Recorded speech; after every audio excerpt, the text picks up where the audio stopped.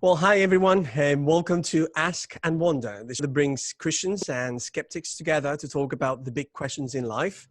I'm very excited, as I always am, with these conversations. Today, the topic is, does science lead us to atheism?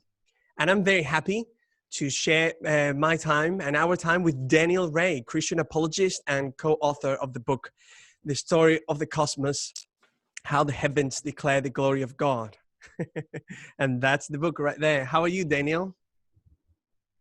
I'm good, Pedro. How are you, sir? Good. Thank you very much for spending time with us. I'm very excited about this conversation. Thanks for having me. Yes. So, Daniel, the first question I always ask to my guests is, a little bit about faith history in your life. So, have you always been a Christian? No, I was not raised as a Christian. I would say as a child, I probably believed in God. I don't ever remember a time in my life where I would have considered myself to be an atheist, but I certainly was not a Christian for the first half of my life. And at the age of 25, I grew into this conviction that the Bible was the Word of God and that Jesus was a real person. And I didn't know who Jesus was. I mean, I knew who Christians were who talked about Jesus, but I started to read the Bible at the age of 25, and through several months of reading the Bible and attending a church with a friend, I was baptized in 1993.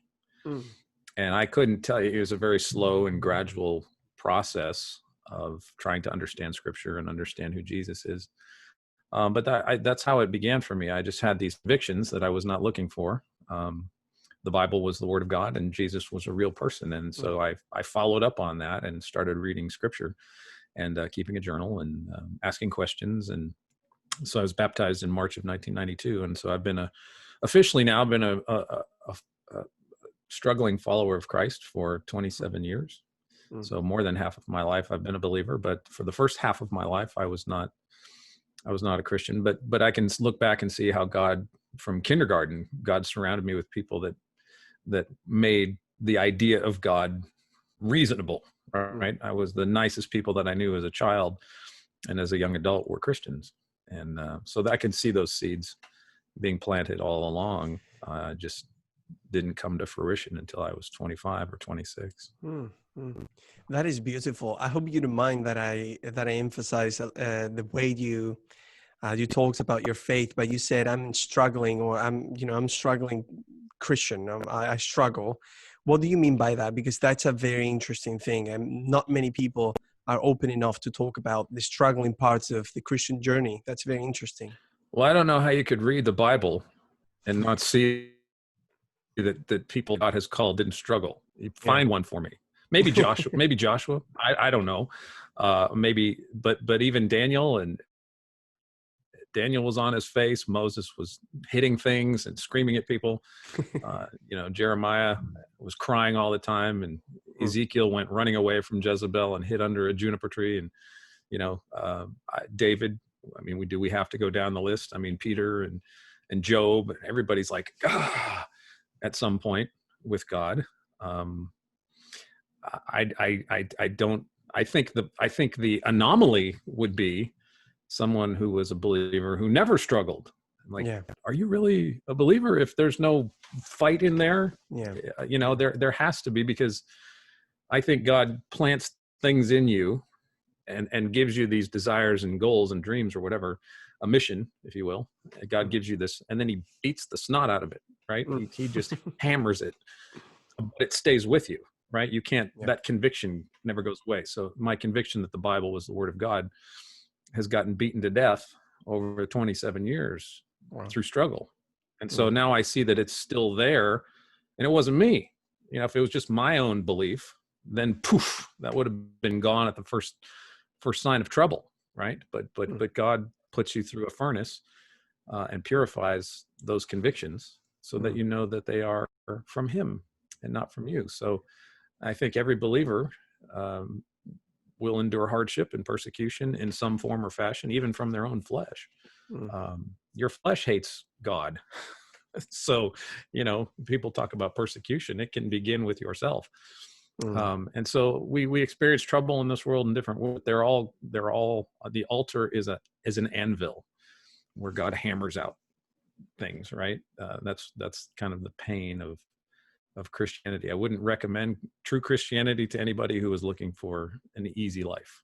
Wow, that is such a beautiful Flee, go way. away. Yeah, that is such a beautiful way Run to away. put this. Yeah, because sometimes when I have conversations, Daniel, and I'm talking about this very topic, my conversion was more from that, I was going to say pure, but it's not the word. Like I was an atheist, then became a follower of Christ. And when they ask me about Christianity, I usually say being a Christian is one of the most difficult things that I do every day. And usually Christianity is not presented with this type of vocabulary, but it is truly, I agree with you. It's difficult. It's kind of trying to have a life that is beyond the one that you have, and it's better, but it relates to the one that you have. It's incredible. Yeah, it's not easy, Pedro. It's impossible. I mean, Jesus calls us to if you read Matthew chapter 5 and you walk away from that thinking, oh, I can do that, you've not read Matthew chapter 5. Yeah. Right, the Beatitudes. Yeah, you just haven't read that. I mean, Jesus did not come to make things easy for us, but to redeem us and sanctify us, and that process is messy and difficult and broken and strewn with hardship, and it's difficult. Everybody's difficulties are different, but I would say genuine faith is going to be genuinely difficult, if not impossible, and to empathize with atheists who have been Christians and walked away from it. I mean, I can understand, you hit this barrier at some point. You just say, I can't do this anymore. Well, really that point is true gospel right there. You're right. It maybe takes 10, 15 years for people to realize I can't do this anymore. That's really the beginning of the gospel.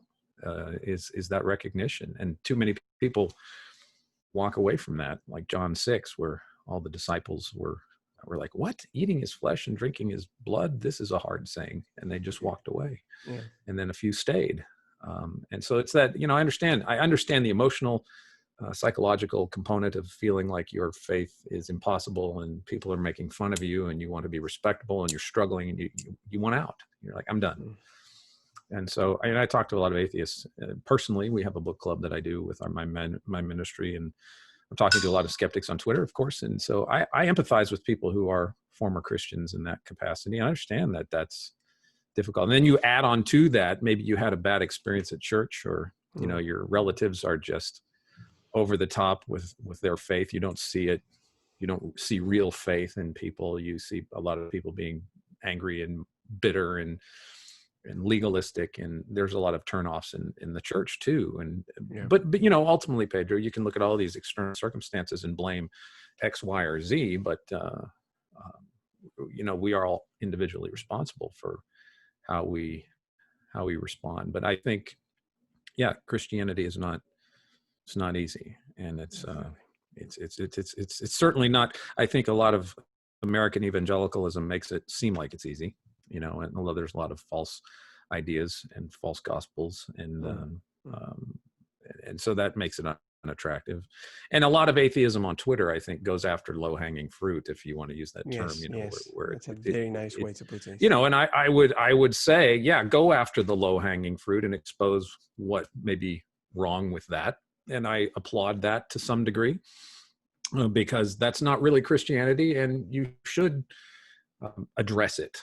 Right? There are good objections to saying that that's not really a good way to think about Jesus. And so there's some, I appreciate the dialogues that I have with my skeptic friends, because, some of their critiques of Christianity are legitimate, and you try to take their experiences where they are and try to listen to them. Now some of them are not, good objections, but in large part, I think understanding that people have had difficulty with Christianity, you can't help somebody who's struggling with their faith if you've never struggled with their faith, with your own faith. I think that's kind of the way it is. So. Well, thank you for sharing that. That's a beautiful way. And it's a good foundation to start the conversation about today's topic. And it's very humbling. That's very exciting. I'm very excited. So, Daniel, you also have an interest in science. I've read. Is that true?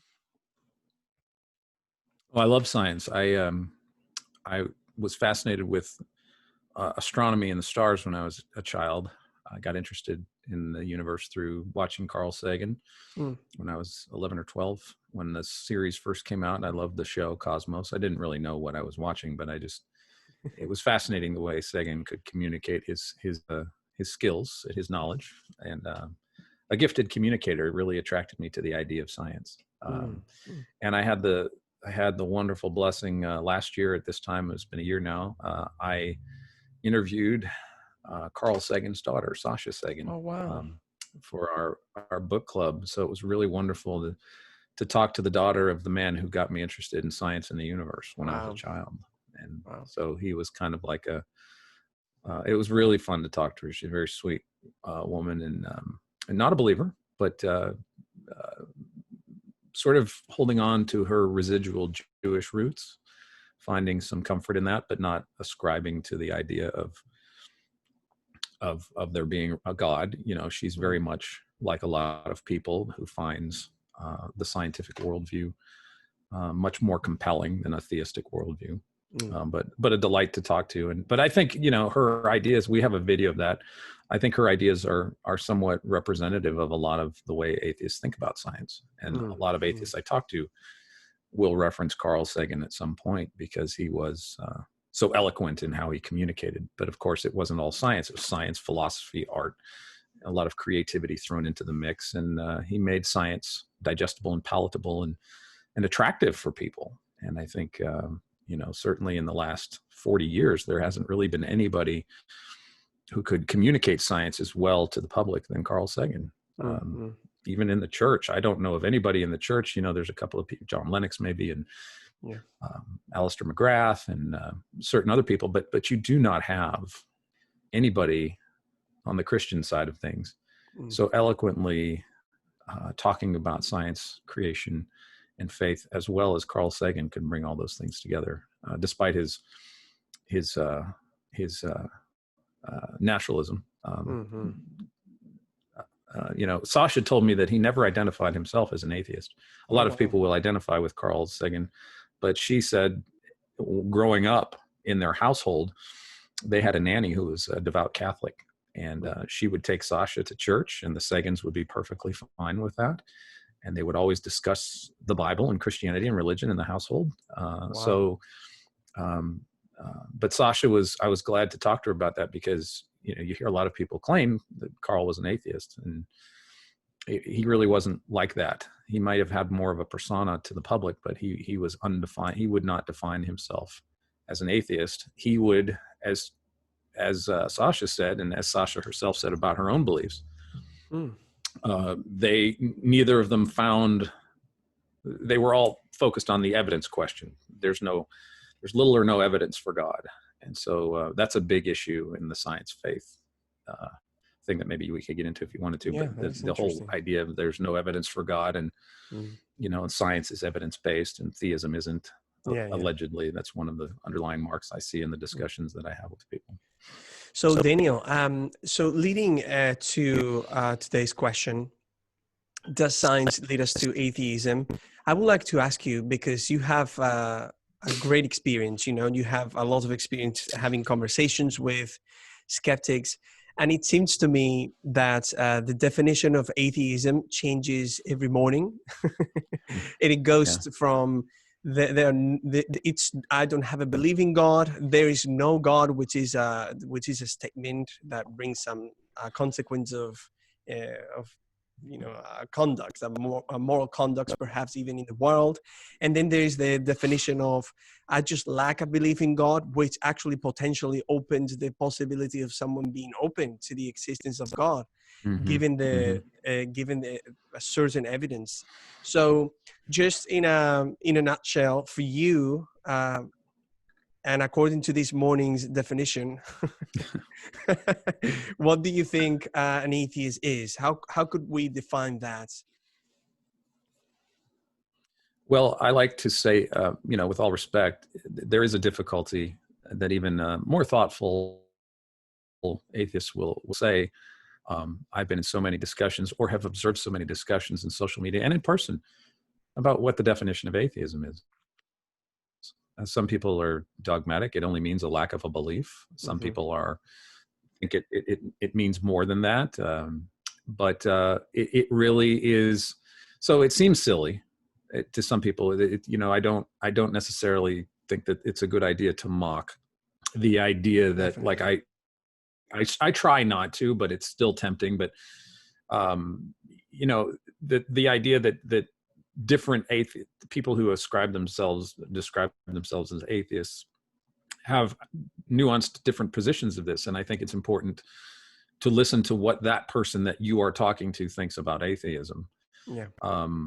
Just as you would listen to a Christian who is a Methodist or a Presbyterian or Definitely. something, and you would listen to them, try to understand their distinctions. Now, you could go to the Oxford English Dictionary and come up with a definition.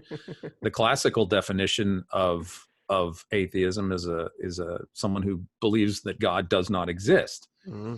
But Aldous Huxley came along in the mid 20th century, and he had that. I think it was Huxley with agnosticism. The idea of a lack of a belief is a relatively modern concept in the whole discussion. And so people seem to like to identify that, but without charging any atheist who assigns themselves to that particular definition, I think the point of what Huxley was trying to do was avoid a burden of proof by saying that I don't think God exists, which would, the emphatic statement that God doesn't exist or there's no evidence or I lack of a belief. People seem to think that excludes them from having to defend their position that God maybe doesn't exist. So they just say, I don't have a belief. But every person that I have talked to who is an atheist who describes themselves as having a lack of a belief, they don't lack beliefs about God. Just bring up the Old Testament and watch how many beliefs about God that they have. And so it's inconsistent epistemically. They do not lack a belief about God. They have very specific beliefs about God, the Bible, Jesus. And so it just seems to me to be a term that people use to avoid the burden of proof. And I think a lot of younger people who are atheists probably use that definition without maybe thinking it through all the way. What are the epistemic problems with defining atheism that way? So there's a couple of ways to do it. There's that classic definition where you go back to Bertrand Russell and the early atheists of the early 20th century, atheism 1.0, if you want to say that, where they didn't think you could get humanism out of atheism.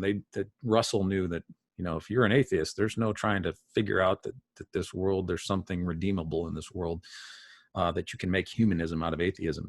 They wouldn't go for that. But now, if you lack a belief in God, people think that the God question is just one question, just like I believe 2 + 2 is 4.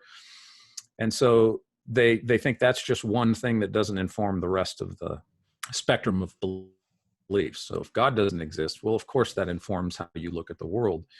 And so from the atheism 2.0 or new atheism or modern atheism or 21st century atheism, however you want to coin it, the idea of a lack of a belief, it seems to give people the perception that from that lack, they're free to create a sort of humanistic point of view, that they have a humanistic point of view, and their atheism is just one question, the answer to one question.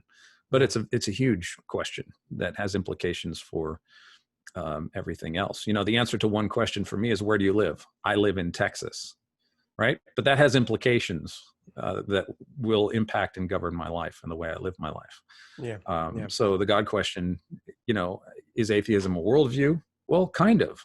The question that you're answering is a big one. And if God doesn't exist, then you will live your life in accordance with a godless universe. So you will try anyway. And so I don't think, you have to listen to the individual that you're talking to when they bring up the lack of a belief. Many times I think people sincerely think that is exactly what they believe, and they don't really think it through. Other times I think, in more knowledgeable atheists I've talked to, I think they're using that, and they know why they're using that. And they're using that as I don't have a burden of proof, but they know intellectually, they know what they're doing. So you really have to listen to the atheists that you're talking to. Are they sincerely aware of what they're doing epistemically, or are they just parroting something? But again, that's getting into the respect of the individual and how do they unpack their own thought processes. What do they mean when they say these terms? Yeah, that is very interesting. And thank you for bringing attention to the fact that definitely many Christians nowadays and throughout history, if you would ask the question of, hey, what is the gospel? Unfortunately, not everyone would give you the same answer. So it is definitely the most important thing that is behind or beyond a worldview is a person, and a person is full of emotions and experiences. So that is very interesting. Yeah. But it is fascinating to me because I try to follow as much as I can the conversations between Christians and non-Christians in the academia and on social media and debates. And it's interesting how the definition of atheism, depending on the way one defines atheism, it seems to lead to different possible worlds. So just ways to talk about the world in which we are. Right. So Daniel, now that we have talked a little bit about atheism, it seems kind of like an obvious question, but nothing is obvious to me anymore. I really want to learn all the time. So when we say science, many people at the pop culture level, that's where I am. Science is like the new. This is where all the answers are. Other people with a more nuanced description would say this is just a method that describes reality, and it's a method that doesn't lead you to think anything about the world. It's just the way you interpret the data that might take you to a different conclusion depending on your worldview. And then you mentioned in our conversation people that have a scientific worldview, which is a very interesting. It's a very interesting way to put it. I've heard it before, of course, and I don't know how that can be at the epistemic level, as you mentioned as well. What do you think about science? How do you think we should think about it? It is simple, and it's also very complex. Okay. And so, just briefly, my own background. This book. Yes. By and large, I'm the co-editor, and I wrote an essay on it. By and large, was part of my lifelong delight as a layperson in science. I had a minor in my undergrad. I took all the hard science classes that I could in my undergraduate. I was going to be a middle and high school teacher. I minored in English, but I also took geology and biology and physics and astronomy. Wow. To understand the hard sciences, and it was a secular university. And so, I love science. I wish I could get into all the scientific. I love physics. I mean, I have I produce 2 podcasts, and one of them is a focus on science with an emphasis on cosmology and astronomy. So I'm a layperson trying to understand the science dialogue, the science-faith dialogue. And that's what the aim of good scientists would be to bring in the lay people. Myself I'm a layperson. I'm not an expert. But that's what Carl Sagan did. He could bring in the layperson and excite their interest in science. And so many people that I've talked to who are in science or who love science too, credit Carl Sagan for his ability to get them interested in science. So briefly, on a very simple level, science, the word science just means knowledge. That's all it is. That's root. That's all it is scientia. All it means is just Latin for knowledge. That's it. And if you go back to Robert Boyle, who was a chemist, a philanthropist, a Christian, co-founder of the Royal Society, father of chemistry, believed to be integral in creating what we call the scientific method. Boyle existed in a time prior to the Enlightenment. It was a weird thing to call someone a scientist, because really for them it was like you're just calling someone a knowledgeist, right? I just know things.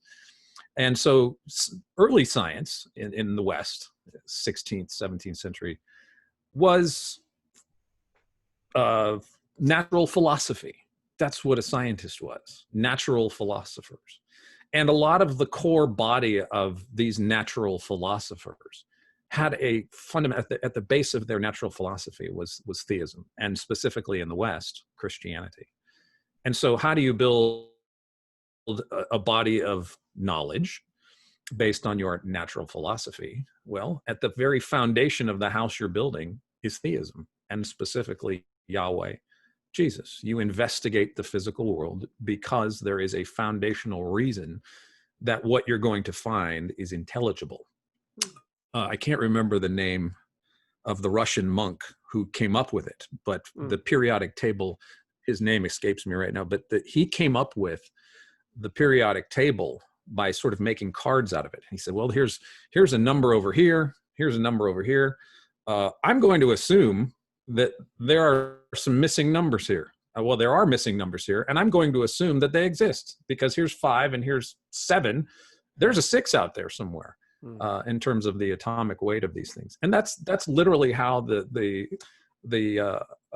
periodic table of the elements came together. It was a puzzle piece with certain numbers here and there, like Wheel of Fortune, right? Yeah. Dana goes and turns the letter. I'm going to assume an A is there because I know what the rest of this is. Yeah.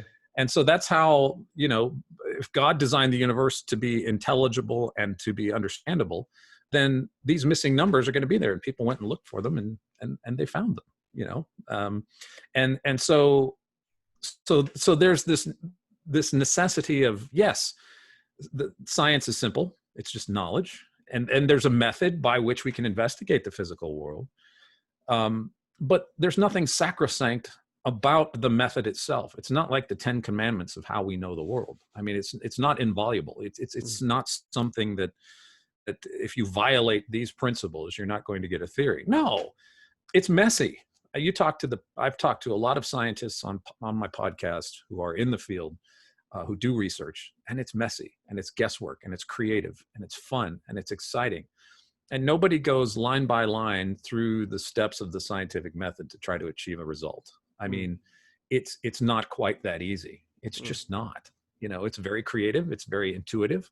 Einstein played the violin. Richard Feynman played the bongos in a strip club in Berkeley when he taught physics at Berkeley. I mean, there's a lot of other aspects to the lives of scientists.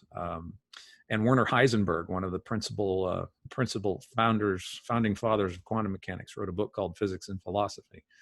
And he brings to the surface again, this is the 1950s, brings to the surface again that the idea of quantum mechanics is forcing us to come up with these philosophical explanations for why the world is the way it is. And so Stephen Hawking is wrong when he says philosophy is dead. Well, that's a philosophy, Stephen. That too is philosophy. But it's not dead. I know you want to kill it, but when you can't. I mean, underlying every scientific pursuit, whether it's biology or geology or whatever, physiology, anatomy and physiology, or cosmology or astronomy, underlying how you interpret the knowledge of the physical world is philosophy. And so the early natural philosophers had a theistic foundation, but today you see more of a naturalistic foundation, which we would call philosophical naturalism. And so what foundation are we operating on with science? And I think a lot of philosophical naturalism today takes for granted the intelligibility of the world. Yeah. But philosophical naturalism has no explanation for why the periodic table is intelligible, why we can deduce certain elements in stars. Why is the universe so knowledgeable? Why are we in such a place to know so much about the universe? It has no explanation for that. It rides on the coattails of a theistic foundation in terms of understanding the world to be knowledgeable. And it still banks on that, but it's borrowed capital. The science itself has no explanation for why the universe works like it does or why they can explain things. So when an atheist on Twitter, for example, will just say, well, science, claims about God need to be vetted through the scientific method, or they say that claims about God have to be peer reviewed in a scientific paper. Well, that's just philosophy at work. That's not science. And so right off the bat, you're assuming, you think you're being empirical, you think you're being rational, you think you're being logical, but to demand the idea that evidence for God has to pass through the rigors of scientific empiricism is a philosophy. Mm-hmm. It's logical positivism, mm-hmm. which was the Vienna school of the early 20th century, where the idea that any knowledge claim must be verifiable by empirical means. Mm. But that school of thought failed because you can't use empiricism or science to make the claim that all knowledge claims must be empirical. Yeah. And so it was a house of cards that collapsed, and C.S. Lewis had a hand in making it collapse. But empiricism, verificationism, logical positivism failed as an epistemology, but it's still being recycled and regurgitated in social media because a lot of people just don't think through the philosophical foundations of science. And so I think so. There's a very simple answer to it and a very complex answer to it. Yeah. But when I always like to ask people what they mean by science, and usually it's some form of empiricism. But then I'll point out that empiricism itself, it's one kind of knowledge. I'm not knocking empiricism. You know, if I want to test the temperature of the coffee in this, I can certainly stick a thermometer here and get a reading or whatever. If I want to get on an airplane, I can test the engines. I'm not saying it's bad. It's one kind of knowledge, but it's not the only kind of knowledge. And that, you know, we get that, and that gets into what we would call scientism, which is another whole topic, really. Definitely. I hope I answered the question, and I'm sorry I'm babbling. Of course. No. I love this. I'm learning a lot. You know something, Daniel, related to the question now, you know, does science lead us to atheism? When I started reading a little bit about science, when I became a follower of Christ, and even before, it was a bit puzzling for me, because at the level I can understand what is happening in reality around me, when, for example, we're describing the way gravity works through specific equations, and we know that gravity keeps working the same way as far as we know, anyway, in the universe. Then I realized, I think it was John Lennox, the one that mentioned this in the Principia Mathematica, in the introduction. Isaac Newton says, you know, paraphrasing, of course, I have described how gravity works, but I don't really know what gravity is. I just don't have any idea. And the part that is puzzling for me, Daniel, is it seems that the more that we explore the universe at the cosmological level and at the quantum level, let's put it this way, we just find more order, and that's the expectation. The more we try to find it, the more we find it, the more patterns there are for us to recognize. And my question is, look, a person, you know, a scientist doesn't believe in God. That is fine. But how can someone truly go to a laboratory, see something that he or she can only describe, and then make an assumption that it is impossible for that to be created? How is that possible? How can we get to atheism from science? I would criticize Christianity as well, meaning just applying the same kind of rationality or approach to this. And you tell me if I'm committing any fallacies or anything, but with Christianity would be the same. I would, how can I just look at reality and say, okay, there is a God, and not only a God, but a God that wants to have a relationship with me. I know that there's special revelation and other things that would answer that question in particular. But the facts, the reality as we see it, a universe that is intelligible, a universe where there is a language that we can understand through graphs and mathematics, it seems at least that atheism, it's not a plausible, in the rational sense, it's not a plausible worldview. Like it's saying that there is no God because the universe is intelligible and there is something rather than nothing. It doesn't lead me rationally to that position. What do you think about the question and all these thoughts that I've shared with you that we're discussing today? What do you think about this? Well, I think, Pedro, that to be very simple, Yes. On the one hand, to give it a very simple answer, it begins with, for Christians, it begins with revelation, that as Jesus comes to Peter, or asks the disciples in Matthew 16, who do men say that I am? And they give various answers. Some say this, some say that. And then Jesus puts the question to them, who do you say that I am? And then Peter speaks up and says, you are the Christ, the Son of the living God. And then Jesus responds to Peter, "Blessed are you, Simon Bar-Jonah, for flesh and blood has not revealed this to you, but my Father who is in the heavens." And so we get this idea that for Christians, God has revealed himself to us very specifically.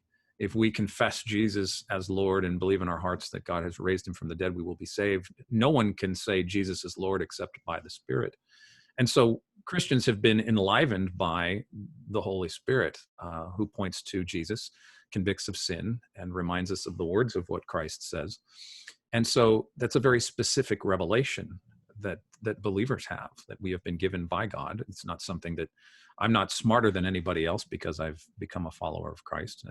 Christians aren't saying that. Maybe some do, but we should be humbled by the fact that God has revealed these things to us, not arrogant about it. But that is one type of revelation that God gives us. One, and I find this to be a text that in all my discussions really offends atheists. This is one that really gets them riled up. And in fact, there are videos out there that of atheists saying, "Don't use this with atheists. Don't read this passage," because it's so.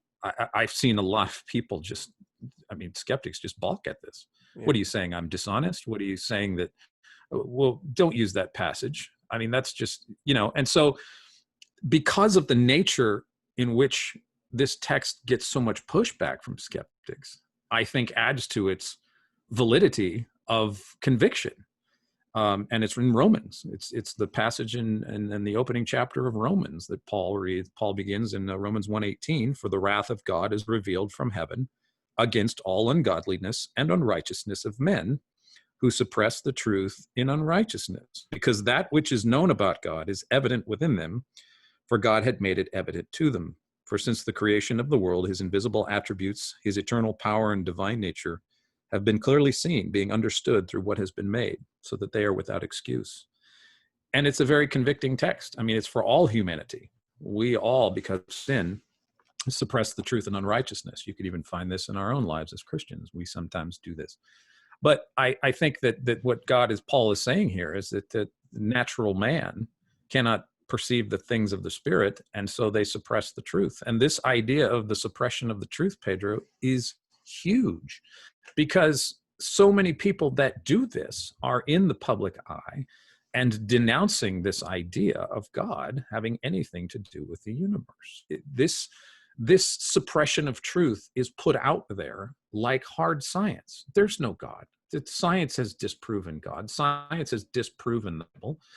Science has done this and done this and done this. And because of science, God is hacked to pieces, and we no longer need that hypothesis. I mean, I watched a video from Dr. Sean Carroll, who is a leading cosmologist, a little bit more rational and thoughtful than a lot of what we might call new atheist thought. But Carroll said very straightforwardly in the lecture that God is still on the table, but that he thinks that scientific thinking has kind of moved beyond it, and that's no longer a necessary question. Some like Lawrence Krauss and Richard Dawkins, of course, are more well-known, Daniel Dennett, Bill Nye, who's a science popularizer, Neil deGrasse Tyson, have all said things about God, and have mocked creationists, have turned a blind eye to theism, or have spoken out against the idea of God, or says that God has no place in the classroom of science. So this suppression of truth that Paul speaks about goes out and influences people all over the world. So this isn't not a small thing. This is huge, and it's important, and it's life and death. I mean, it is a matter of life and death. And this suppression of truth isn't just going into a lab and looking into a microscope and saying, "Oh, I don't see design in this." It's taking that one step further and saying, not only do I not see design, I'm going to speak against design in the universe. And that infiltrates the public imagination. Even Richard Dawkins has said repeatedly in speaking and writing, the universe looks designed. He calls it, like I think Lawrence Krauss has also said it, the illusion of design. So they confess the idea that is design. How do you establish scientifically that the design you're seeing is illusory? Yeah. And so that's not a text I would skip. I mean, you might skip it because you're afraid of the pushback from your skeptic friends, and they may hate it, and they may react negatively against it, or say all kinds of ill things about you. But that's what the gospel does, Pedro. And I think in our nice culture, we tend to, you certainly have to be humble and gentle, as 1 Peter 3:15 says, to be with gentleness and respect to present the gospel, and let the offense of the gospel be the offense and not you. You try to remove yourself from the offense by doing it in a nice way, in a humble way. But in truth, when you present the truth, people are going to hate it. And that verse that I just read, those verses are some of the most hated verses that I have ever seen from my skeptic friends on Twitter, especially in social media. I think there's a YouTuber, Paulogia, who's very popular in social media. And he actually has a whole video on don't use Romans 1 when you're talking to atheists. So, it gets a lot of pushback because I think it's very convicting. So I hope that answers. Did I answer your question? Actually, you know what? You answered it in a way that I didn't expect, and it was full of biblical truth. I love this. I really did, because you know what? Now that you're mentioning this, I'm realizing, Daniel, that many Christian philosophers and many Christians that have conversations with skeptics, they actually refrain from mentioning the Bible. Like, let's talk about this, but let's not mention the Bible at all, because this is not accepted in the conversation. And I started having conversations thinking that way, and I think it was like a few years back. I said that is not okay. If the Bible is giving me, God is giving me the foundation of any rationality that I could have, how could I leave all of that behind? And I accept this as a special revelation. Right. Why do you think that this happens in conversations? Are those conversations fair when we leave God outside? Well, there are a couple of things to do. One is to be sensitive to the person you're talking to. It's hard to do that on social media. You don't know what's going on behind a tweet. The best you can do is be nice until people start being rude, and then it's hard to do that. But the important thing about gospel presentation, Pedro, I think, and I'm learning this, social media is not, it's where we are because of COVID, even more so than it has been in the last 2 or 3 decades. I mean, it's how we're communicating, what we're doing right now. But Jesus in Matthew 28 says, go and be in a body and communicate these things, these truths incarnately. As I came to you, you go to others. And so one of the things I miss about the ministry that I do at Watchman is that we had a monthly gathering, a dinner with atheists and Christians. We got together at our office once a month for our Atheist and Christian book club, and we had conversations in person with our skeptic friends. It's usually about half and half, 20 to 30 people show up, and we make dinner for everybody. We have a conversation, then we have our book club, but nobody beats each other up. And our atheists are our friends, and we're glad to have them. And it's a different kind of conversation when you're in person with people. So I think that the primary thing is to recognize, of course, we can't always do it now, especially, but I think the first step is incarnate, to be in person. It's easy to make response videos and to people, but you see atheists and Christians making response videos, and they never the two shall meet. They sit together over a table at coffee, and it's a whole different conversation, right? If I talk to my friend Ken at the book club, because I know Ken, it would be a whole lot different on Twitter for Ken and I to have a conversation, because I know Ken. I don't know these people on Twitter, so I try to be personable, but don't know these people. But Ken has a personality that there's a way you talk to Ken because you know Ken, and Chris and Jim and all the our other skeptic friends that we talk to each other in person. So that's one thing, and the other thing is that human beings, being what they are, we don't like conflict. I don't. I'm a depressive. I struggle with depression and melancholy, and I'm an introvert, so I don't like talking to people. It's hard, but that's what God wants me to do. I'm getting better at it, but I don't like conflict. I don't think any of us like conflict, and that's just human nature. Sinful as it is, we don't like conflict. We know when I open this up and I start reading from it, like it's the authority on things, it's going to create conflict. If I quote scripture on Twitter, I'm going to get laughed at. If I bring the Bible into it, I'm going to get all kinds of hate. And I don't want the conversation to go that way. So I think in one sense, you can take the approach where I just turn right to a Bible verse and I start yelling at people. Well, nobody's going to like that, right? You need the gentleness and respect of, be in person, be gentle and respectful.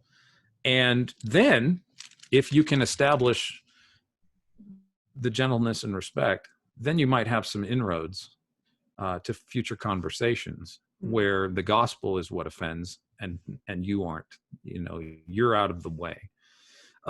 But I have found in apologetics the same thing, this idea that we be more generically theistic and less specifically Christian. And I've often wondered about that. Why are we doing this? What is it? Intellectual respectability? Is it fear?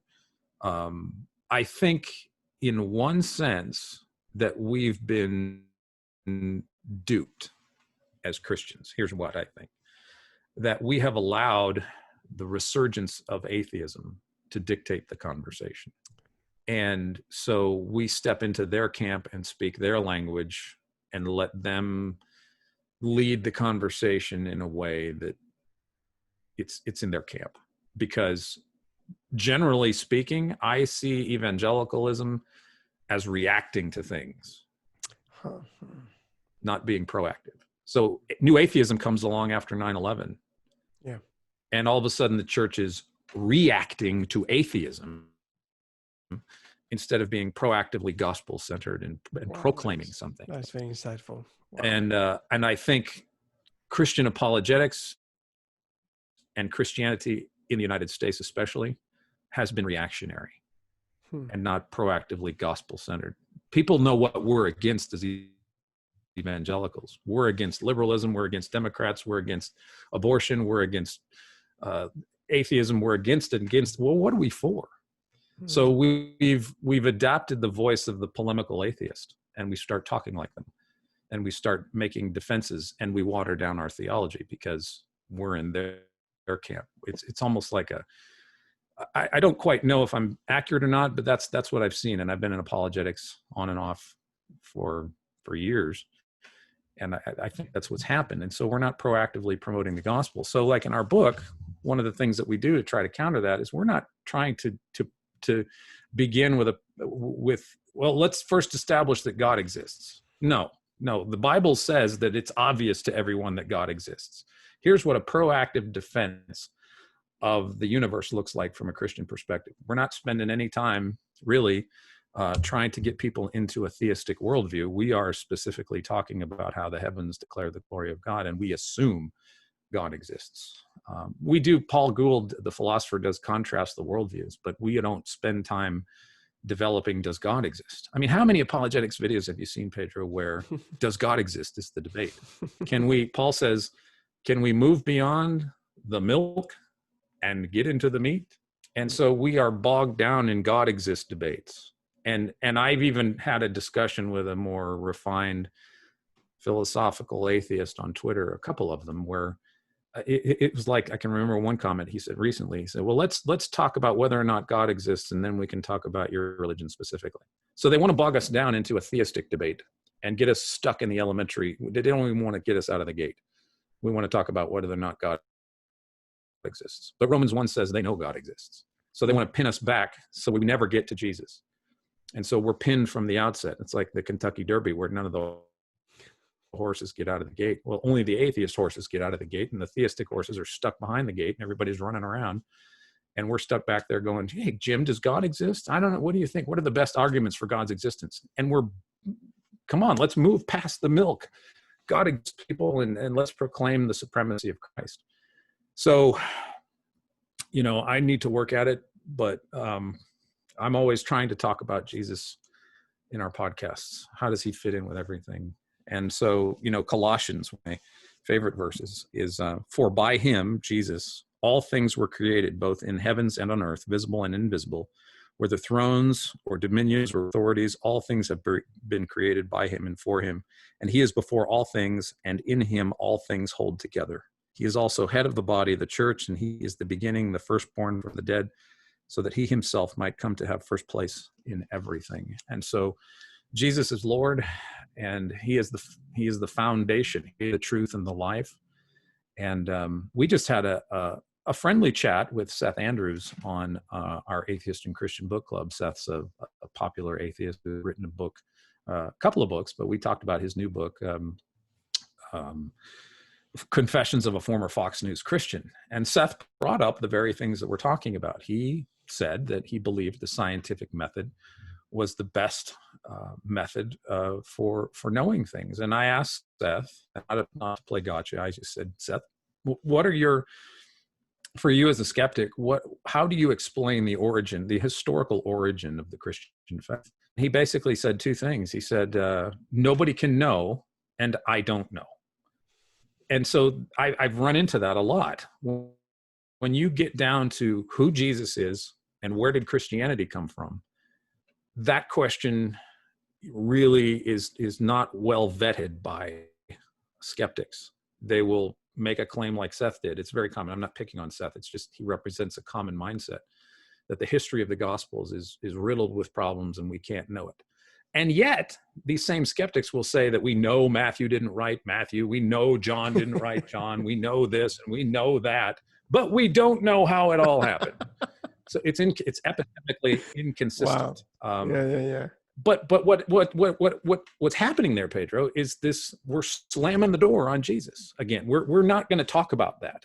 The gospel, the whole argument of the reliability of the Gospels, is a new atheist tactic. I mean, the church is known for 2,000 years the Gospels are reliable. Why in the 21st century are we questioning this? Because atheists are bringing this up again. And we're bogged down in the reliability of the Gospels when it's patently obvious that if you want to question the historicity of the Gospels, you're going to have to basically throw out the rest of ancient history, because there's nothing that even comes close to the reliability and the amount of manuscripts that we have for this book. And there's nothing else in antiquity that even comes close to a representative sampling of what we have in the Gospels.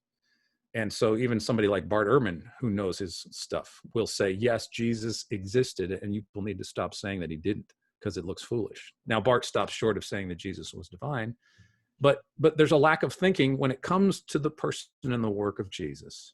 I mean, I work at Watchman Fellowship. It's an organization that deals in world religions and cults and other worldviews. And most of these cults, other worldviews, other world religions, have something to say about Jesus of Nazareth. You know, and so as believers, we gotta be more proactively centered on Christ than getting bogged down in generic theism, because I find that really cuts to the heart of what we're talking about. You don't have Robert Boyle and the Royal Society without Christ. You don't have electromagnetic spectrum without James Clerk Maxwell. You know, and on we could go. You don't have gravity without Newton. You don't have the orbits of the planets without Kepler. You know, and on we can go. The pioneers in science, and I think John Lennox has this in his book, one of his books. Over 60% of Nobel laureates in the 20th century adhered to some form of Christianity. You know, he acknowledges that there are atheists who win Nobel Prizes. He's not saying Christians are smarter than atheists, but he's showing that Christianity still informs all the sectors of the Nobel Prizes in literature, in science, and other categories. That over 60% of Nobel laureates in the 20th century ascribed to some denomination or form of Christianity. So you really have to, I think, as Christians, we have to be reminded of the Great Commission of Gospel Proclamation. Now, that of course means you've got to know the people to whom you're proclaiming these things. But when you go and make the proclamation, we have to be very much aware that we are not allowing these people to primarily dictate the nature of the questions. That's not to say that we're censoring them. I'm not saying that we should tell them to shut up and we shouldn't listen to them. That means what I'm saying is that when we respond, we have to be conscious that we are not enveloping and utilizing their vocabulary in such a way that is actually hindering us from what we should be proclaiming. Being conscious of using the language of our interlocutors to affect us to such a degree that we become ineffective.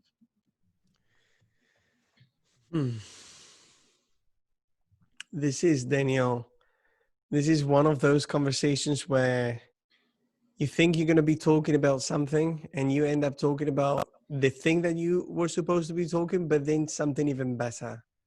Like it goes even I'm so yes, I am not the type of believer that usually is at church or at home and feels the thrust to say amen, but I felt it with you. I didn't say it. I didn't say it. All right. I'm not But an it's amen. I'm not an amen person either. yeah. But There, it's so interesting. It's so because let me just reflect a little bit because we're actually almost at the end of the interview. But yeah, the question does science lead us to atheism?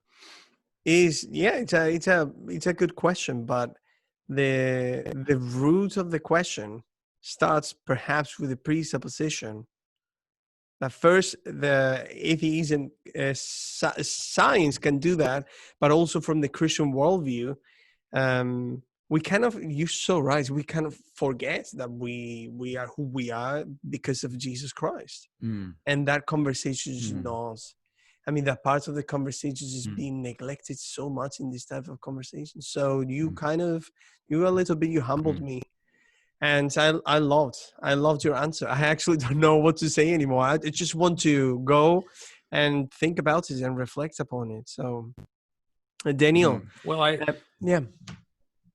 To actually answer and address the question, does science lead to atheism? No.